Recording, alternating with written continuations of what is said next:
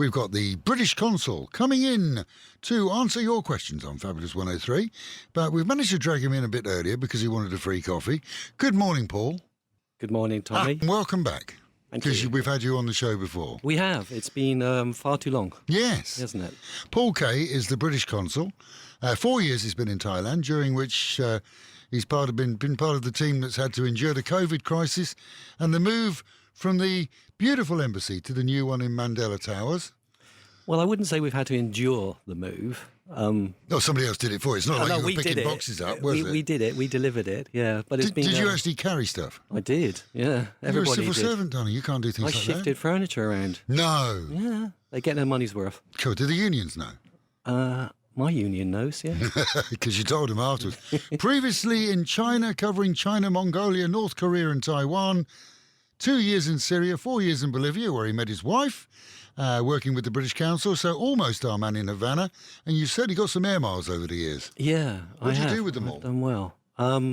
Put them towards the public purse, Tommy, always. Where did you get that info from? I've got loads of information. I'm worried now. He's got a degree in English language and literature, so you're not illiterate. You can read and write, which must be helpful. I get there. How far back are we going with my bio? When he was 4.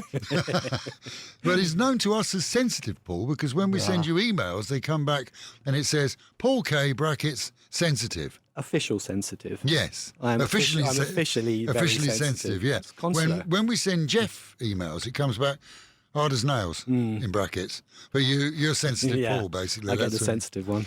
Paul, I've got to ask you, what made you want to become a civil servant? The travel. That was it? Yeah. Well, you left university and thought, I've studied English, I don't need to speak English. I was with the British Council for many years as a teacher and a teacher trainer in various places, including Syria and Bolivia. How did you find Syria? Oh, I loved it. We loved it. We were there just before everything got really difficult. Because it's terrible now to live there. Awful. And the real tragedy about it is most of the people are absolutely lovely. I've never met a more hospitable, kind, generous people. So you went from there to China? I went from there back to Bolivia, where we were based, and then I got into the diplomatic service. Yeah, so I never really wanted to be a civil servant as such, but I certainly wanted to join the diplomatic service so we could travel in style. So would you recommend it to a youngster that's looking to leave school or university? Yeah, I would. Not only the opportunities to genuinely get out and meet people, but also how you develop the things that you learn. Yeah, I would. If you hadn't become a civil servant and now a diplomat, what do you think you would have been? What would you have liked to have been? Train driver. Really? Yeah. Not much difference, really, is there? No, no. Actually, I mean, I'm coming up to the end of my posting now, and I'm looking around at jobs, and I'm not just looking at jobs within the Foreign and Commonwealth Office. The Foreign Commonwealth and Development Office. I'm also looking beyond that, and I've actually looked at train driver jobs again. You would go from being the British Consul to Thailand to a train driver. Yeah, the money's probably better. The money is really good. It's a 4-day week. Really? Yeah. You don't work that now, do you? No, I do about a 6-day week now. Oh, do you? Yeah. And I'm really attracted by the idea that somebody says to you, take this train from here to there and then bring it back. And then when you've done that a few times today, you can go home and don't worry about it.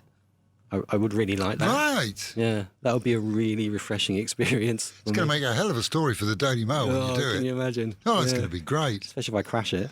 A lot of people are not quite sure of the difference between the British Consul and the British Embassy. Bearing in mind you work within the British Embassy, what's the difference? So slightly rephrasing your question. So consulates, and I think we looked at this when I came and chatted to you before. Consulates are like branches of embassy. So in really big countries, we also have consulates. Used to have here. Did correct. Cut those? Correct, yes.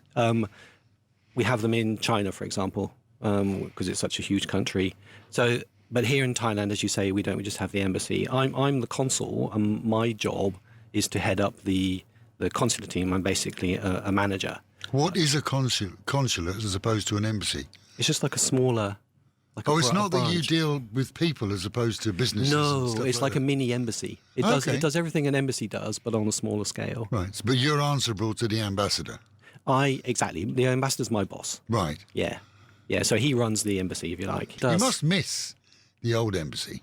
Me personally? Yeah.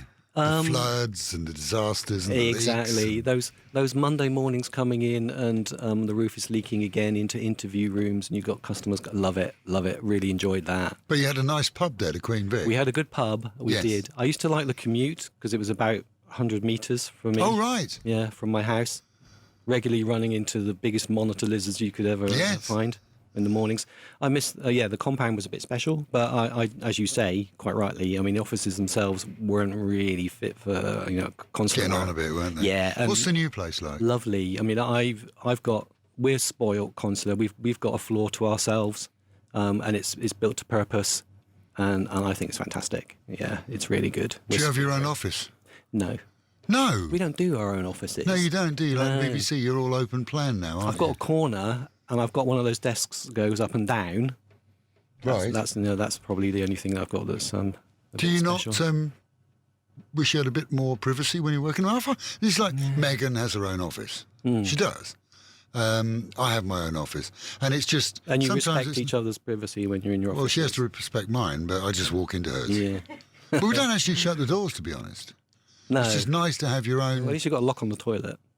We have now. We didn't last time we came. No, It was- I that's think it was true. after you left, we realised that Yeah. we needed to modernise ourselves. Yeah. So, Well, I did have to put my hand in the cistern to flush it. Yes, made me cough there. God, that's because you went to the wrong bog. That's the staff bog. You should have used the VIP Oh, you didn't ones. say that. I The didn't know that. VIP ones have actually got a handle that you can turn, Oh, like a real really? toilet. Yeah. I'll do that on the way out. The one downstairs, actually, you're right. Somebody broke the handle. There's a bit of string. Yeah, there is. Yeah. Welcome to COVID. As you saw when you arrived here, Yeah. nobody's come through the front door here in 18 months. No, I know. That's where we are now. That's It how. shows. Yes. Yeah. I've missed the glamour of coming down to see you. I can understand that. I can understand. Two things. First of all, Yeah. we really should say, while you're here, a big, big thank you to Jeff Mitchell, Indeed. who's done all your work for you for all these years. Yes. Now, That's what he tells me. he's been the Consul of Vice in Bangkok, hasn't he? The Vice Consul. He's one of my vice consuls, yeah. And he's retiring. He is. And anybody... Well, he's moving on. I think he's probably got lots of other projects. Yes, but he's I'm getting sure out he'll be of pretty busy. getting out of your trade. Yeah. He's not going to be a train driver, is he? Not like me, I don't think no. so. There's not enough room for the two of us in that industry. But he's done a fantastic job. A lot of people have dealt He with has. Jeff over He the has. past, and I Yeah. think he deserves a big pat on the back. He does. He absolutely does. Yeah. I mean, we've seen some wonderful tributes to him coming in from around our own network, and that really brings home to me the contribution that he's made to. Well, I hope he's listening and I get an invitation to his leaving party. Otherwise, he's not I going to be knew my friend it. anymore. And me too. We were standing outside during the news, Hmm. and you said, "What's that smell?" Looking at me, and I said, "It's not me. It's the smog." And just a quickie, I was saying, we've got up to 186. When you were in China, tell me again about Beijing. Yeah. So in Beijing, it went a lot higher than that, and that was quite. That as the AQI goes, Yes. that was all right for us. I mean, you get used to it. I've seen it at 900. I've seen it where the app breaks and says, "I can't cope with this anymore." Really? Yeah.